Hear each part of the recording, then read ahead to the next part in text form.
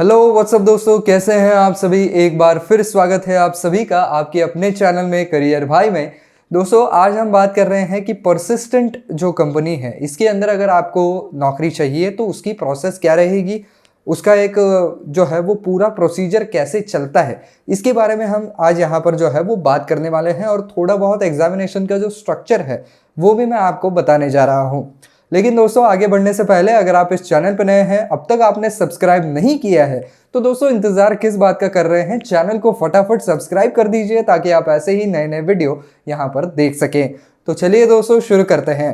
तो दोस्तों सबसे पहले मैं आपको एग्जामिनेशन कैसे होती है, उसका एक स्ट्रक्चर कैसा होता है इसके बारे में बता दूं।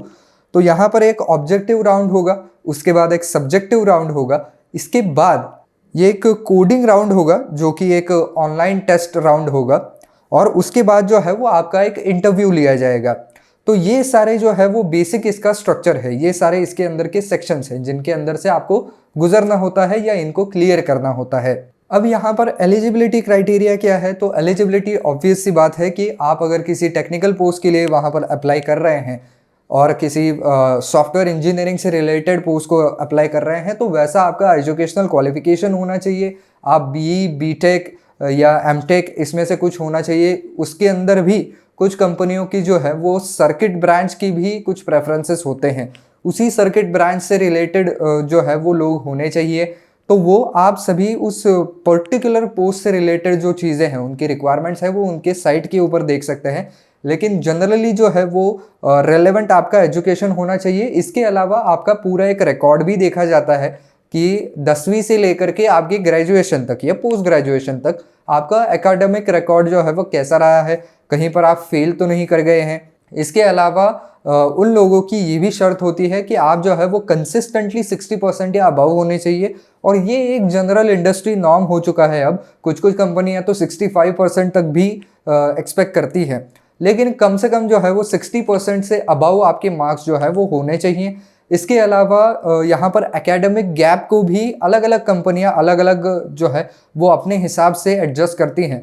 तो कुछ कंपनियां केवल 1 साल का एकेडमिक गैप वहाँ पर अलाउ करती हैं, तो कुछ कंपनियां 2 साल का भी अलाउ करती हैं, और कुछ बहुत कम ही कंपनियां हैं जो कि 3 साल का एकेडमिक गैप भी जो है वो अलाउ करती हैं। लेकिन उसके लिए फिर आपको जो है वो कुछ लॉजिकल वहाँ पर रीजनिंग देना होगा। अगर बहुत ही ज़्यादा जेन्युइन सर्कमस्टांसेस है तो ही फिर वहाँ पर अलाउ किया जा सकता है। अदरवाइज मोस्ट ऑफ कंपनियां जो हैं वो 1 से 2 साल का एकेडमिक गैप जो है वो कंसिडर कर लेती हैं। और वो भी कुछ कुछ कंपनियों में ऐसा होता है कि 10वीं से 12वीं तक अगर 1-2 साल का गैप है तो चल सकता है, लेकिन ग्रेजुएशन पूरा एक साथ ही उसने कंप्लीट किया हो। कुछ कंपनियां ऐसी हैं जो 10वीं से लेकर के ग्रेजुएशन तक कहीं पर भी 1 साल की गैप कंसिडर कर लेते हैं। तो ये आपको स्पेसिफिक उस कंपनी की क्या पॉलिसी है उसके हिसाब से देखना पड़ेगा। अब यहाँ पर बात करें कि स्पेसिफिकली क्या क्या आपको कौन से राउंड में आप एक्सपेक्ट कर सकते हैं। तो ऑब्जेक्टिव राउंड में देखिए कंप्यूटर साइंस, इंग्लिश कॉम्प्रहेंशन और लॉजिकल एबिलिटी, इससे रिलेटेड जो है वो सवाल आएंगे। फिर आपका एक सब्जेक्टिव राउंड होगा जिसके अंदर ऑटोमाटा कोडिंग से रिलेटेड आपको सवाल आएंगे, और इसको ऑटोमाटा फिक्सिंग से आप कतई वहाँ पर कंफ्यूज ना करें। यहाँ पर केवल और केवल ऑटोमाटा कोडिंग से रिलेटेड सवाल यहाँ पर आने वाले हैं। फिर एक्चुअल कोडिंग राउंड आएगा जो कि एडवांस कोडिंग क्वेश्चन उसमें आएंगे। और ये जो राउंड है वो जनरली जिन बच्चों को हायर पैकेज के लिए ट्राई करना होता है उन बच्चों के लिए ये राउंड जो है वो उन्होंने डेवलप किया हुआ है। हालांकि इसकी जो डिफ़िकल्टी लेवल है वो काफ़ी ज़्यादा हाई रहती है। इसके बाद दोस्तों ये एक आपके अगर सारे राउंड आप क्लियर कर जाते हैं तो फिर आप जो है वो टेक्निकल इंटरव्यू में जाते हैं। तो टेक्निकल इंटरव्यू के अंदर आपको सारे टेक्निकल सवाल पूछे जाएंगे। ऑब्वियस सी बात है कि आपके जो काम है उससे रिलेटेड सवाल पूछे जाएंगे, आपने अब तक क्या क्या सीखा है उससे रिलेटेड सवाल पूछे जाएंगे, अलग अलग कोडिंग लैंग्वेजेस के बारे में पूछा जा सकता है, ऑपरेटिंग सिस्टम्स के बारे में पूछा जा सकता है। तो ये सारे सवाल वहाँ पर आ सकते हैं। और ये राउंड जो है वो पर्टिकुलरली ऐसा कहा जाता है कि थोड़ा सा मुश्किल राउंड होता है, और वो इसलिए होता है क्योंकि यहाँ पर जो है जो इंटरव्यू लेने वाले लोग होते हैं वो काफ़ी ज़्यादा एक्सपीरियंस लोग होते हैं, उन्होंने हज़ारों इंटरव्यू कंडक्ट किए हुए होते हैं। तो इसकी वजह से वो कुछ स्पेसिफिक और कुछ डिफ़िकल्ट सवाल आपसे पूछ सकते हैं, कुछ कंफ्यूजिंग सवाल पूछ सकते हैं, जिसकी वजह से कई सारे बच्चे जो है वो इस राउंड तक आने के बाद बाहर हो जाते हैं, ये रिजेक्ट हो जाते हैं। तो इस राउंड की आपको खास तौर पर तैयारी करनी पड़ेगी, क्योंकि यहाँ पर केवल सवालों तक चीज़ें जो है वो वहाँ पर मर्यादित नहीं रहती हैं।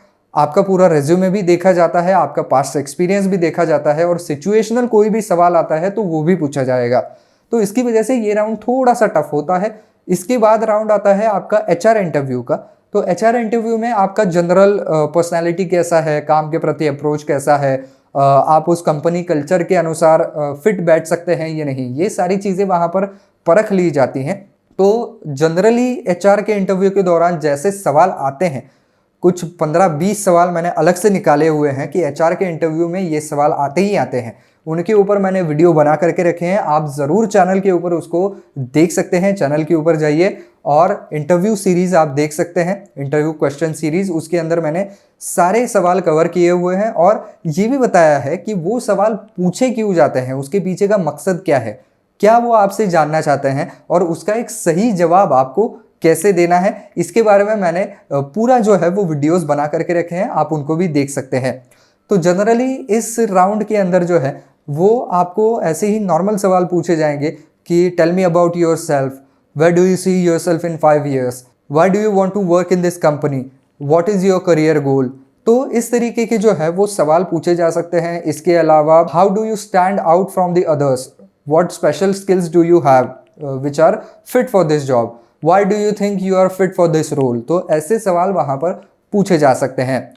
और जब आप इसका भी इंटरव्यू क्रैक कर लेते हैं, इससे भी थ्रू हो जाते हैं, तो फिर आपके साथ जो है वो पैकेज की भी बात की जाती है। हालांकि कुछ कुछ कंपनियां ऐसी होती है जो पहले से ही बता देती हैं कि भाई हमारा इतना इतना पैकेज होगा इस रोल के लिए, तो फिर वहाँ पर ज़्यादा जो है वो नेगोशिएशन के लिए कोई रूम नहीं बच जाती है। जो कंपनियां पैकेज डिक्लेयर नहीं करती है फिर वहाँ पर नेगोशिएशन होता है, और आखिर में आपके हाथ में अपॉइंटमेंट लेटर जो है वो आ जाता है। तो ये एक पूरी प्रोसीजर जो है वो यहाँ पर कैरी आउट की जाती है। तो बस दोस्तों, आज के वीडियो में बस इतना ही। आई होप ये वीडियो आपको पसंद आया होगा, काम का लगा होगा। तो दोस्तों, अगर आपको वीडियो पसंद आया है ना, तो वीडियो को लाइक ज़रूर कर दीजिए, इससे हमें भी काफ़ी हौसला मिलता है हमारे काम को आगे बढ़ाने के लिए। साथ ही साथ दोस्तों, अगर आप चाहते हैं कि पर्सिस्टेंट की जो डिटेल सिलेबस वीडियो है वो अगर आप चाहते हैं तो ज़रूर कमेंट सेक्शन में लिख दीजिए। अगर आप ये चाहते हैं कि मैं पर्सिस्टेंट की एग्जामिनेशन को कैसे अप्लाई करना है ये भी कवर करूं, तो वो भी लिख दीजिएगा, मैं इसके ऊपर भी वीडियोस बना दूंगा।